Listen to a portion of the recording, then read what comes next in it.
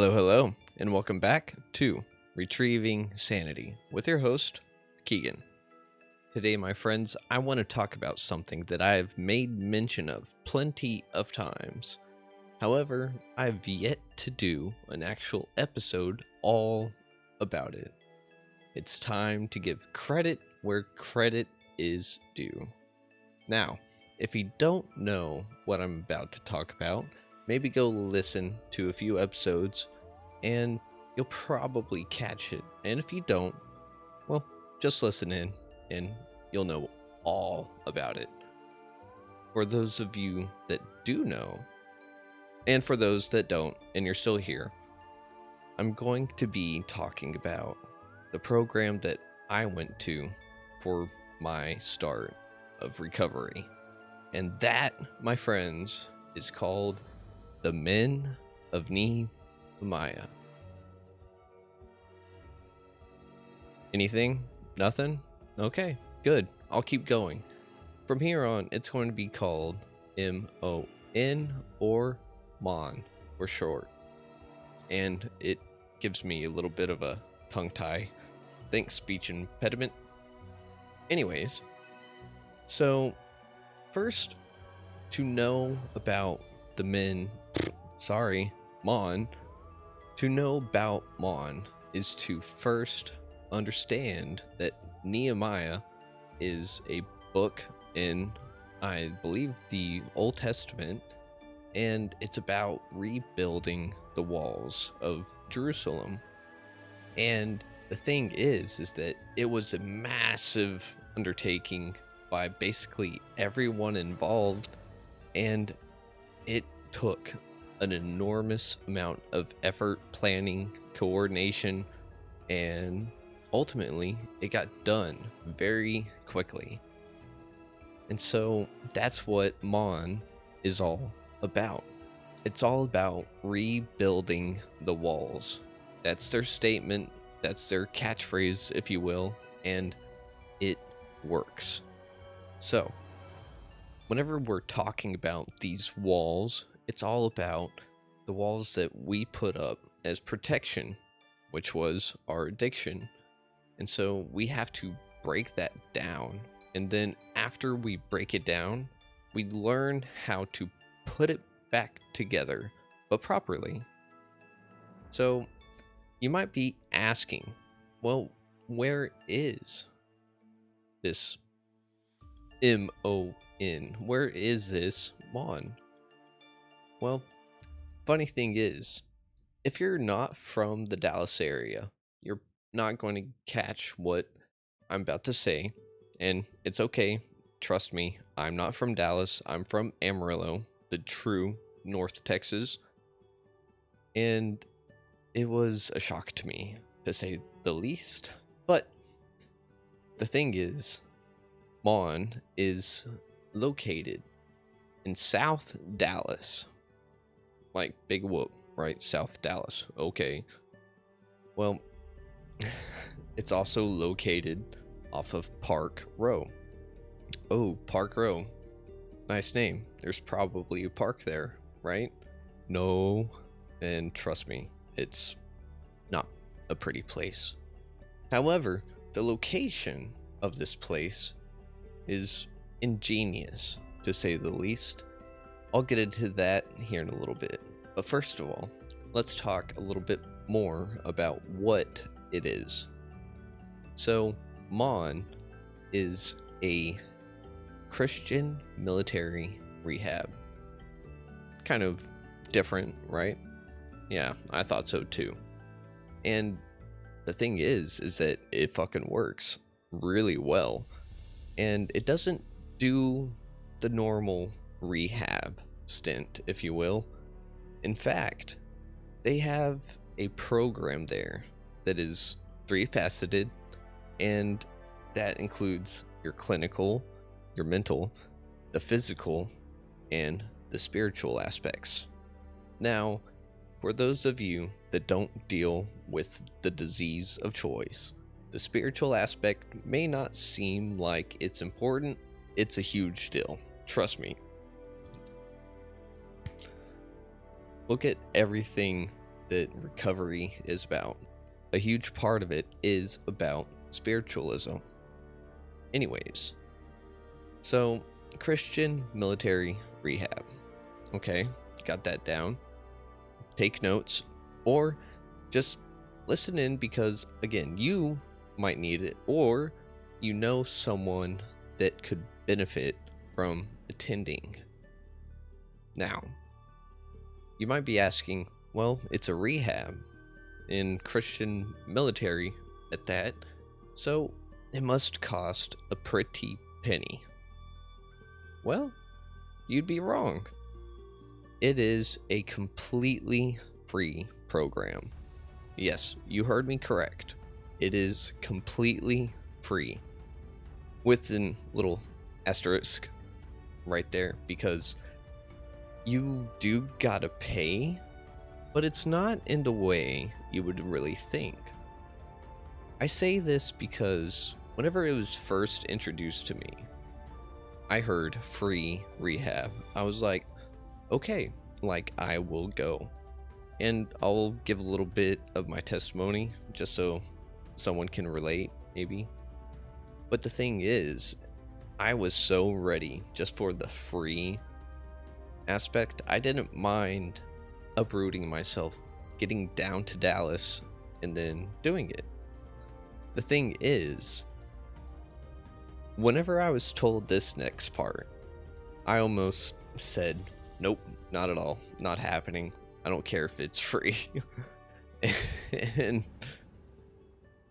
that would be that it's 9 months long.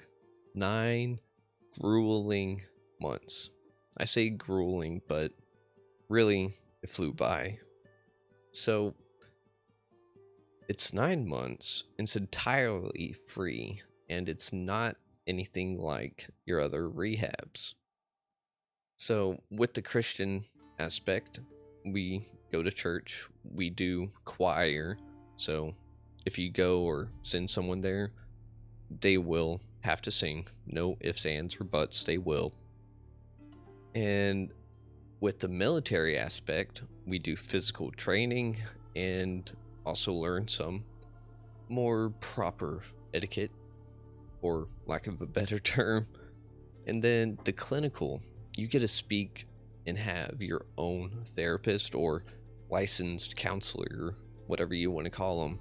And it's just flippin' amazing because those 3 work so well together that I didn't think a place like that would exist. Nonetheless, free. So, of course, like, there's something in it for everyone. And the thing is, though, not a lot of people know about this place.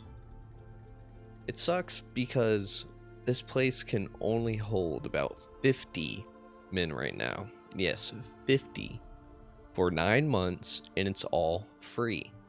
They are currently building a second facility to facilitate even more. If I'm not mistaken, it was either 100 or 200 they're looking at doing, and I'm excited for the future of that because I want to be a part of it at least a little bit, because I got to give back to the place that got me where I'm at today. Now, the thing about it being a free military Christian rehab for 9 months, mind you, is that you have to put in the work. That's where the free aspect goes away, because time is money, money is time, you know. So you give 9 months of your life to this program, but in return, you get the rest of your life back. See where I'm going?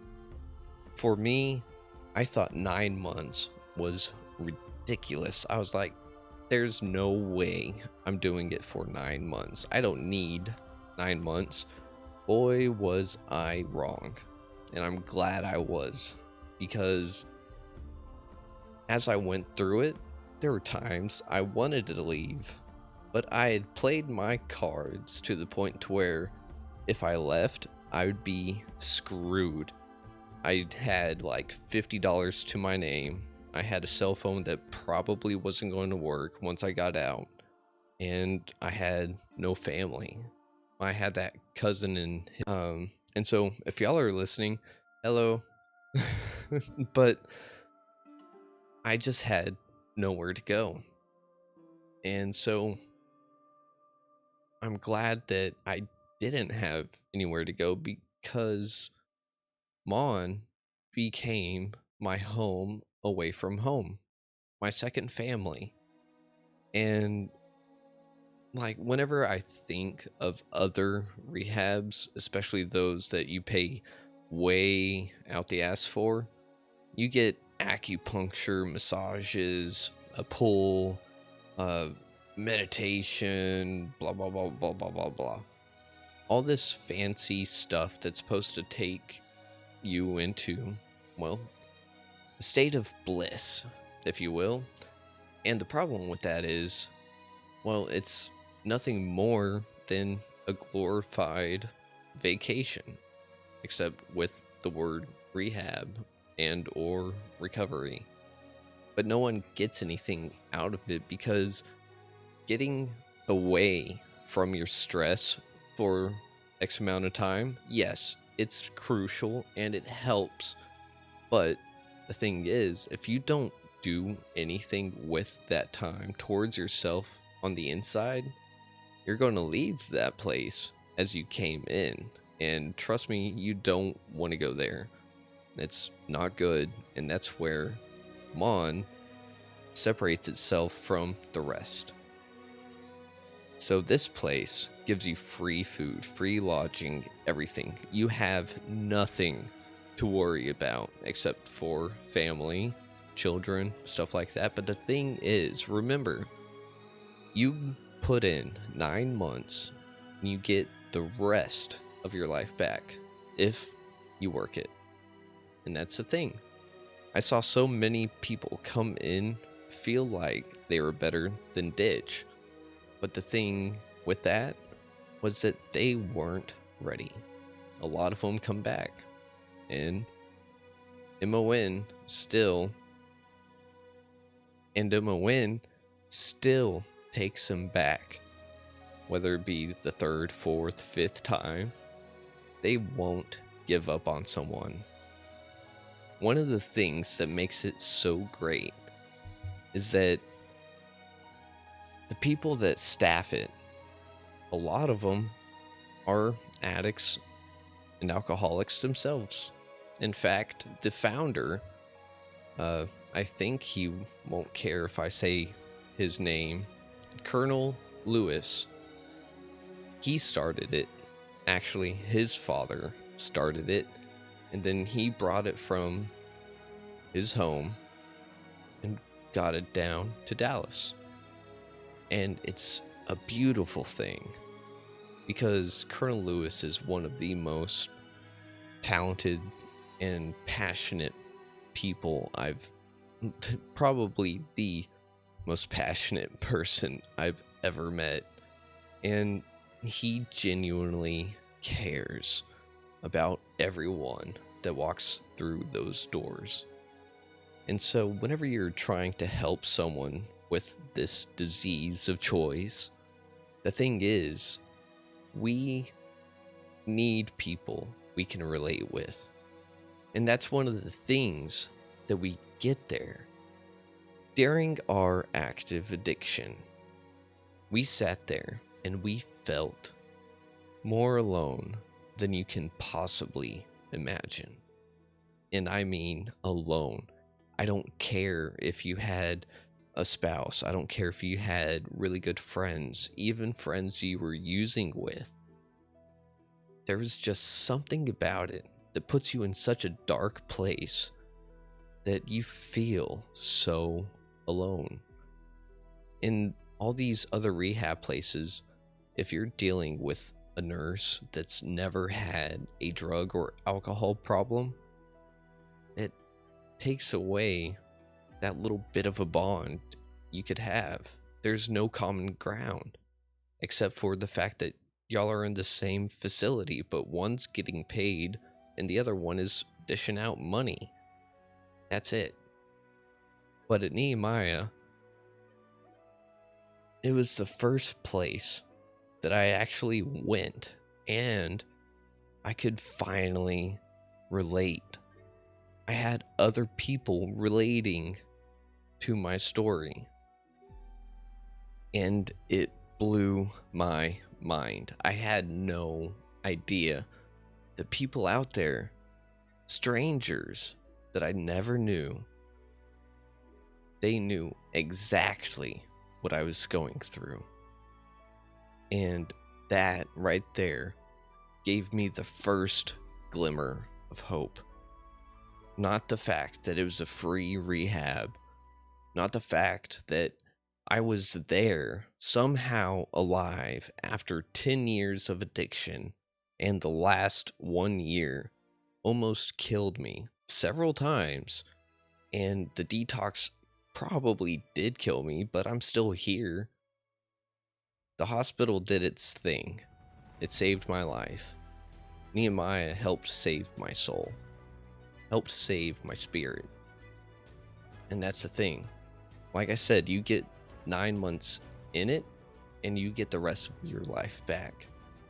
But the first glimmer of hope was having people I could relate to. These total strangers I've never met, I didn't even know existed. These people knew me without me having to say a damn thing. They would listen to my story, they would relate to my story, give me part of their story. And together we built bonds that really can't be replicated almost anywhere except for maybe the military. But remember, Christian military rehab. So it was crazy, and it still is. It boggles my mind how a place like this could actually exist. You know that saying, if it's too good to be true, if it sounds too good to be true, it probably is. This is the one exception that I've come across, and I cannot tell you how much it's helped me, how much it's helped some other people out there. So many. I don't remember the last statistic of it, but I can tell you that more people walk out of there and stay recovered than a lot of other places. However, this again is not a guarantee. The guarantee doesn't exist because we're dealing with the disease of choice. This disease, it doesn't care who you are, it doesn't care what you do, it doesn't care where you're from, none of that. It's ruthless, and it'll come after us. Maybe not you, but if you're an afflicted one, if you're an addict, alcoholic, you know what I'm talking about. It sucks. There's no painting a pretty picture about it. It just sucks. So I wish I had known about this way long ago, but I wasn't ready. That's the thing. You have to have a certain gift. That would be the gift of desperation. You have to be desperate enough to try something completely new. You have to be willing to try something new. You have to be accepting of something new. You have to surrender. But guess what? Surrender doesn't mean what you think it means. That'll be another episode. But with this program, it is phenomenal. I can say proudly that I went through all 9 months. And look, see, dog tag. And then, whoop. Then my trophy. Don't mind that it says Tanner, that is my first name, but the men of Nehemiah rebuilding the walls. I graduated June 26th of last year, so 2022. And my first day after being dropped off was September 21st, 2021. My first day in the community was September 24th, 2021. And those are a few dates I'll never forget. So I can tell you from firsthand experience that this place, it works. Not only does it work, it rebuilds everything. Once the person starts to get their life back together from the inside, then the outside stuff will come. The hard part is trying to not play catch up, because that's a game that will eat anyone's lunch. Catch up is a cruel, thought. It's like a scheme of some mad scientist. But anyway, talk about the location. Remember, it's in South Dallas. It's in Park Row. The thing is, with this street, with this block, there's so much pain still around because you have people actively selling, using, prostituting, everything on this little strip. And so the thing is, with that, it's ingenious to have that there because it's letting you see the pain that some people just got out of. Nehemiah is so accepting. It's so accepting that you could be that person in the street, decide you want something better, go and get in, and if they have a spot, they'll take you in. They don't give up on anyone, and if they do, then that person probably deserves it, but I don't think they have. And so I want to also say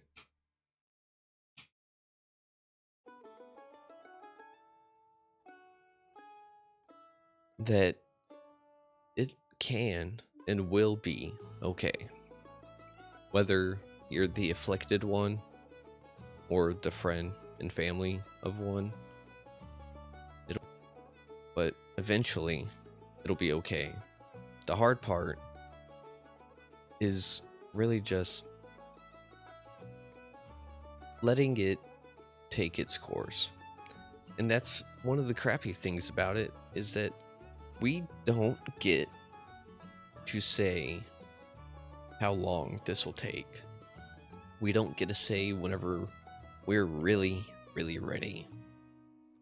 It takes a lot of rock bottoms. And that's the thing too, with rock bottoms, it can go deeper and deeper.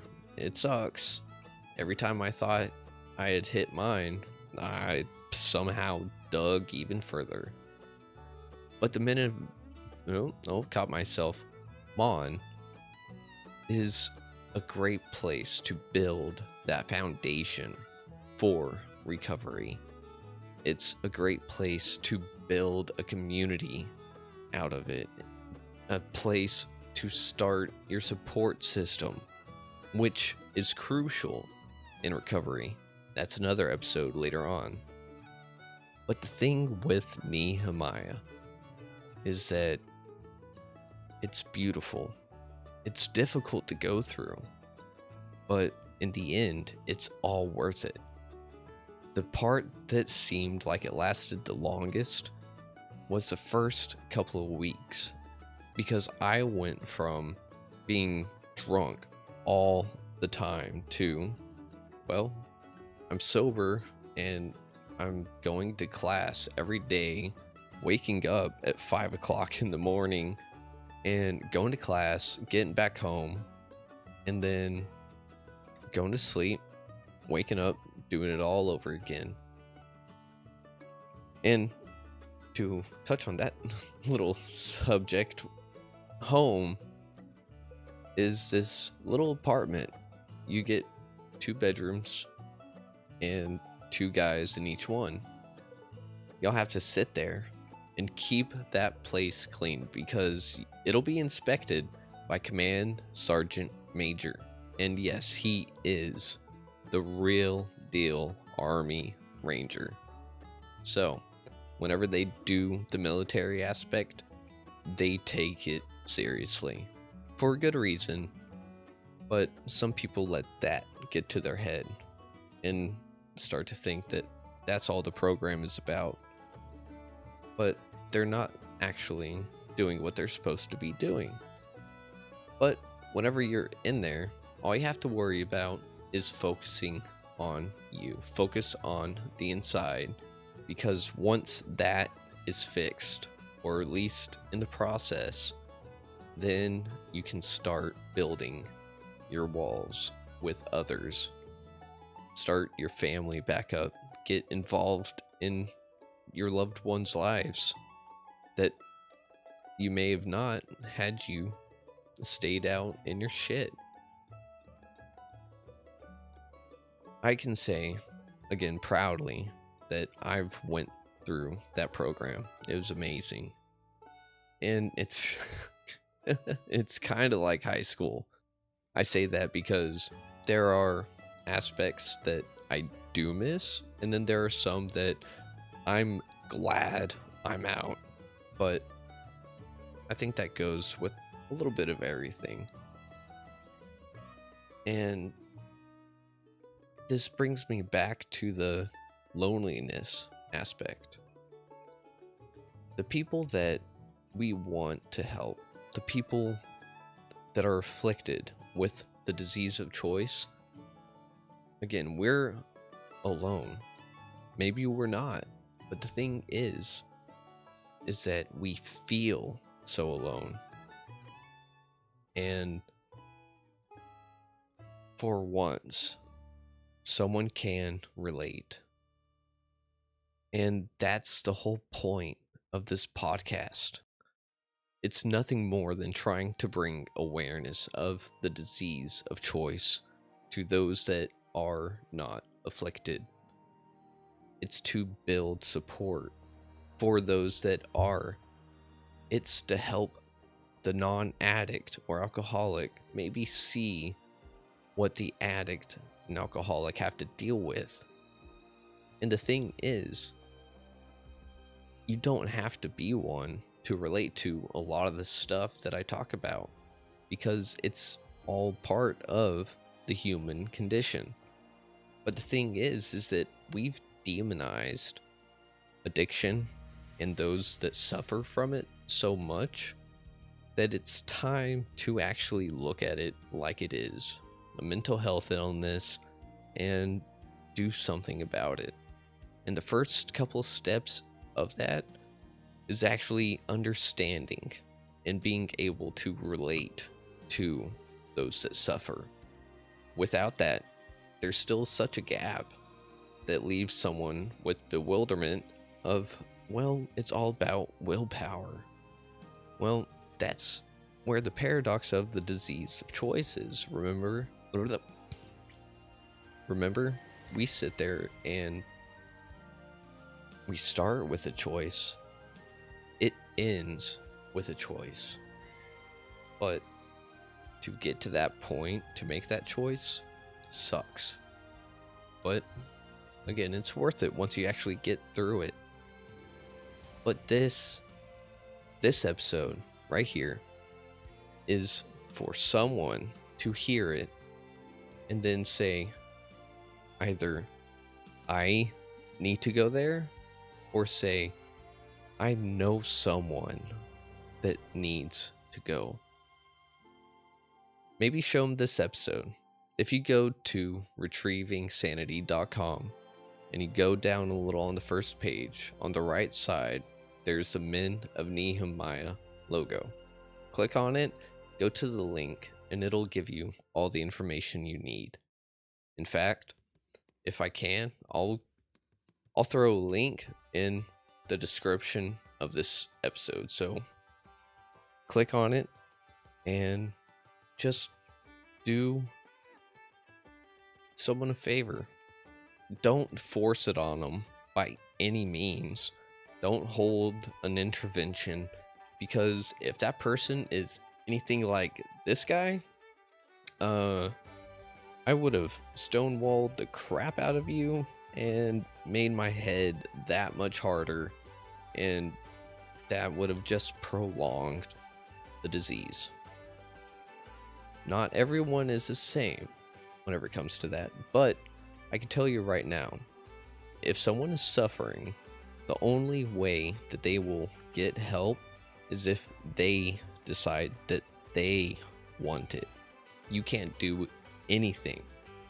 Frothy emotional appeal seldom suffices. It's in the big book. So, if you know someone that could benefit from this, send them this episode. And I'm going to make a part 2 because there's too much to really just hit right now. And I know a lot of the guys that work there that went through it with me. So we'll have interviews special just with them. And then you'll get a little bit more of an idea of what the men of Nehemiah is all about. So remember, if you deal with addiction, there are people that understand and relate. There is hope. Don't give up. Keep fighting, but try to fight against the addiction. And just know, coming from this guy, I now know I'll probably never have it 100% altogether. And the thing is, I've come to accept that. And I know now that I can ask for help, and it's alright. You don't have to hide. You don't have to run, because really you're just running and trying to hide from yourself. A lot of us are. Thing is, I'm anywhere I go, and I'm annoying. So, yeah, I kind of lose. But the thing is, I know what it's like. My rock bottom may not look like yours, and yours may not look like someone else's you know. That's one thing we can't do, is compare rock bottoms. What we can do is actually sit there and lift each other up and give support where it's needed.